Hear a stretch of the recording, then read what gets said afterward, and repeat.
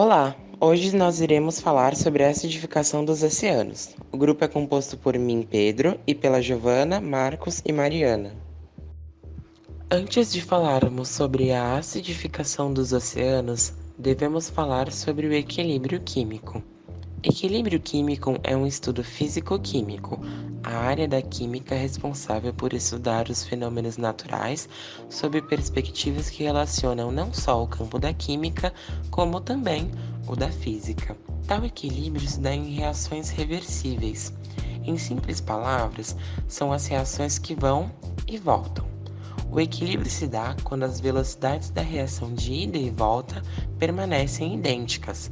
Dessa maneira, as concentrações dos reagentes e dos produtos permanecem constantes. Contudo, quando uma força externa age sobre um sistema em equilíbrio, este se desloca, procurando anular a ação da força aplicada. Esses fenômenos foram estudados no século XIX pelo químico francês Le Chatelier.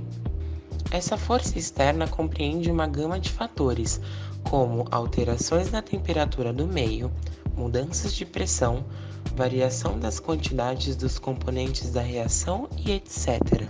Uma vez que o equilíbrio químico é presente em uma série de reações vitais da natureza, mudanças externas ocasionadas por nós humanos podem deslocar o equilíbrio destas reações, trazendo consequências maléficas ao meio ambiente. A acidificação consiste na diminuição do pH de um meio e age como um dos fatores externos responsáveis pelo deslocamento do equilíbrio de uma reação. Hoje estaremos falando a respeito dos efeitos da acidificação no meio natural, os oceanos. Para entendermos como ocorre o processo da acidificação dos oceanos, precisamos ir até a origem do problema, que é a emissão de gás carbônico. O aquecimento global é um grave problema ambiental causado pela emissão do CO2, que ocorre através da queima de combustíveis fósseis e do desmatamento, que infelizmente vem aumentando ano após ano. Estes processos acabam resultando em diversos danos aos seres vivos e principalmente aos oceanos. Desde o início da Revolução Industrial, o pH médio das águas superficiais dos oceanos caiu de 8,2 para 8,1. E mesmo que isso pareça ser uma queda pequena, representa um aumento na acidez em aproximadamente 26%.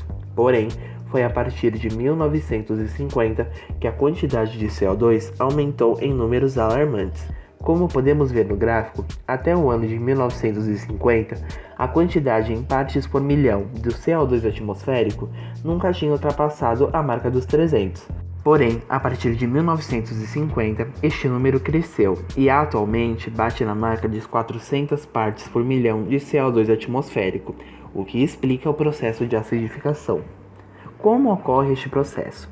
A acidificação dos oceanos é um fenômeno em que os oceanos se tornam mais ácidos ao absorverem cada vez mais carbono da atmosfera.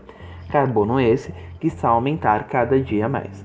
25% deste CO2 é absorvido pelos oceanos, e ao entrar em contato com a água, o gás reage com esta, formando assim o ácido carbônico, que é o H2CO3.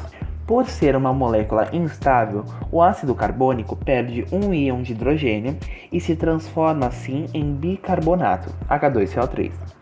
Devido ao fato de ser instável igualmente ao ácido carbônico, o bicarbonato também perde um íon de hidrogênio, se transformando assim em carbonato.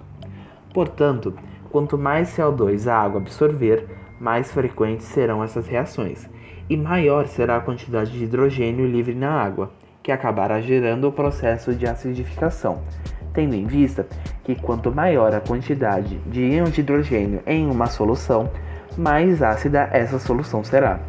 Estes processos, entretanto, são necessários em uma quantidade controlada, pois a partir da reação do carbonato com o cálcio, que está livre na água, é formado carbonato de cálcio, que é extremamente importante para a formação de alguns animais marinhos. Os ecossistemas marinhos sofrem diversas consequências causadas pela acidificação. As espécies calcificadas, como os corais, moluscos e crustáceos, são as que utilizam do carbonato de cálcio, produzido a partir do cálcio presente na água e das reações geradas a partir do ciclo de carbono, para formar seus esqueletos, conchas ou exoesqueletos. Entretanto, quanto maior a quantidade de CO2 na água, menos a formação do carbonato de cálcio acontece, o que diminui a matéria-prima para a formação deles, que ficam enfraquecidos e ruins. Além disso, a diminuição do pH da água também é um fator que contribui para o desgaste desses depois de formados, como mostra o vídeo a seguir.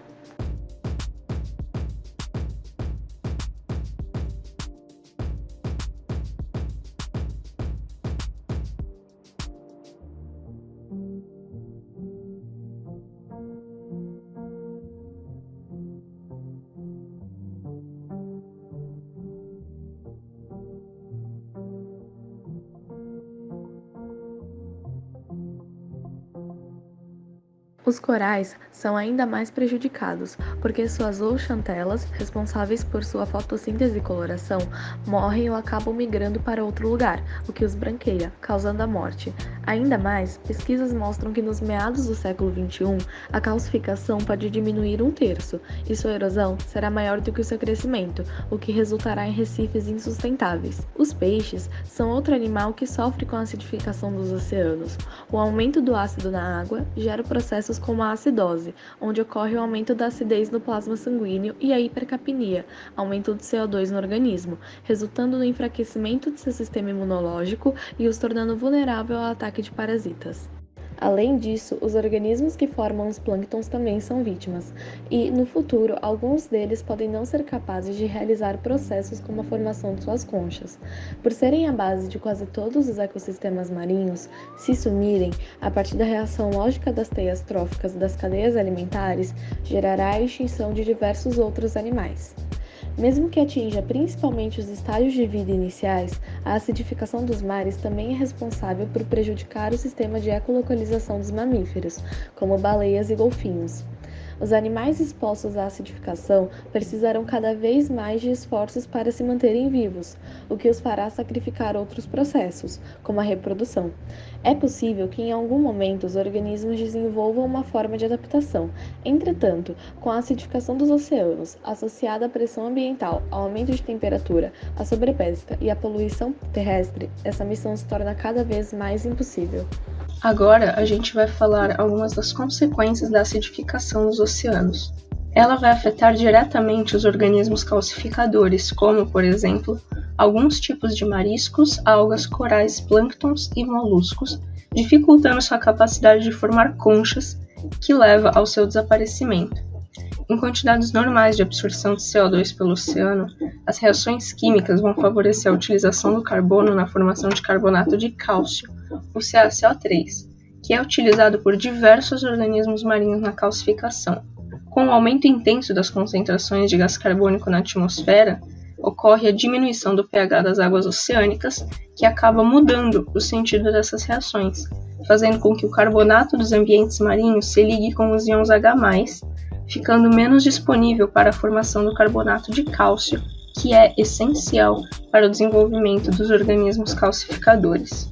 A diminuição das taxas de calcificação afeta também o estágio de vida inicial desses organismos e, além disso, sua fisiologia, reprodução, distribuição geográfica, morfologia, crescimento, desenvolvimento e tempo de vida. Ela também vai afetar a tolerância a mudanças na temperatura das águas oceânicas, tornando os organismos marinhos mais sensíveis e interferindo na distribuição de espécies que já são mais sensíveis naturalmente. Uma outra consequência que vem a partir da perda de biodiversidade de ecossistemas marinhos que ocorre por causa da acidificação dos oceanos é a erosão de plataformas continentais, que não terão mais corais para ajudar a fixar os sedimentos. Com a diminuição do pH oceânico, haverá também um impacto econômico, já que comunidades que se mantêm à base de ecoturismo ou de atividades pesqueiras serão prejudicadas. Porém, tem algumas possíveis soluções pensadas.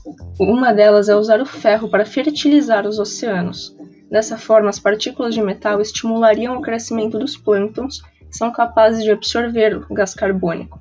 Ao morrer, os plânctons levariam o gás carbônico para o fundo do mar, criando um depósito de CO2. Outra ideia é a adição de substâncias alcalinas nas águas dos oceanos para equilibrar o pH, como, por exemplo, a pedra calcária esmagada. Há também a ideia da diminuição do uso de carbono pelo ser humano. E, por fim, uma ideia testada por alguns cientistas é o uso de corais artificiais feitos a partir de materiais alcalinos ricos em minerais, como carbonato de sódio e carbonato de cálcio. Colocados ao lado dos recifes de coral naturais, os corais artificiais poderiam ajudar a reduzir a acidez dos oceanos.